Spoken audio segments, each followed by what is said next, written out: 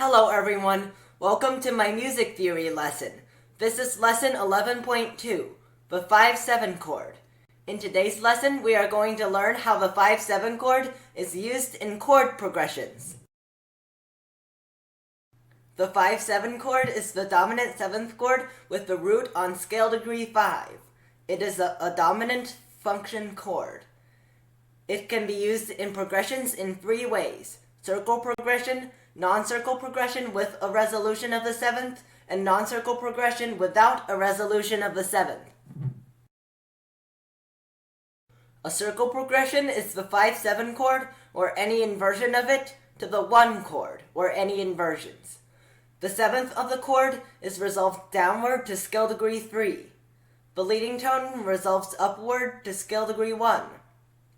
If both chords are in root position, there will always be one chord missing the 5th because of voice leading constraints.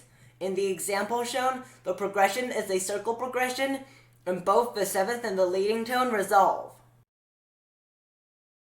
A non-circle progression with resolution is a 5-7 chord, or any inversion of it, going to a 3 or 6 chord in any inversions. The 7th always resolves downward to scale degree 3. If going to the 6th chord, the leading tone will still resolve to scale degree 1. If going to the 3 chord, it is not possible for the leading tone to resolve, so it usually won't move. In the example shown, the progression is non-circle with resolution of the 7th, so the 7th resolves.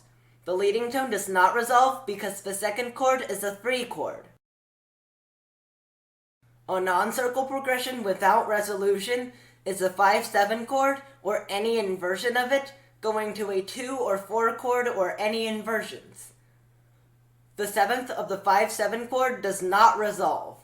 The leading tone usually steps down to scale degree 6, although it is possible for it to resolve upward in the case of going to a 4 chord. The progression is a non-circle progression without resolution, so neither of the 7th and leading tone resolves.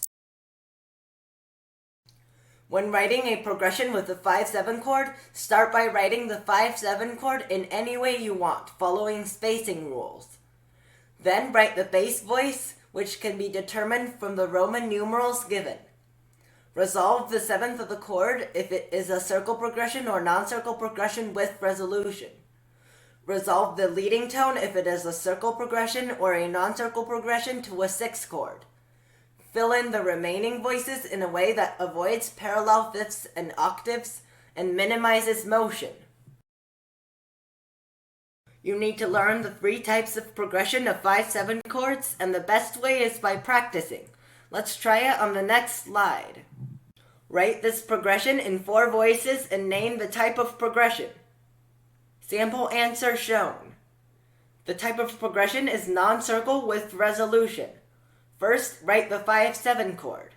Next, write the bass line, which can be determined from the Roman numerals given to be G-A. Resolve the 7th, which is in the soprano voice, down a step to E. Resolve the leading tone, which is in the tenor voice, up a step to C. Fill in the remaining alto voice in a way that minimizes motion and avoids parallels. In this case, C is the only option because the other option with the same amount of motion, E, creates parallel fifths. Write this progression in 4 voices and name the type of progression. Sample answer shown. This progression goes from 5-7 to 1, so it is a circle progression. First, write the 5-7 chord.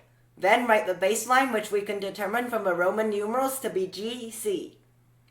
Next, resolve the 7th, which is in the alto voice, a step down to E. Then resolve the leading tone, which is in the tenor voice, up a step. Fill in the remaining voice, which is the soprano, avoiding parallels and minimizing motion. I chose C, but E would also work. Conclusion. In this lesson, we learned that the 5-7 chord can be used in circle progressions, non-circle progressions with resolution of the 7th, and non-circle progressions without resolution of the 7th. For more practice, please download my music theory app.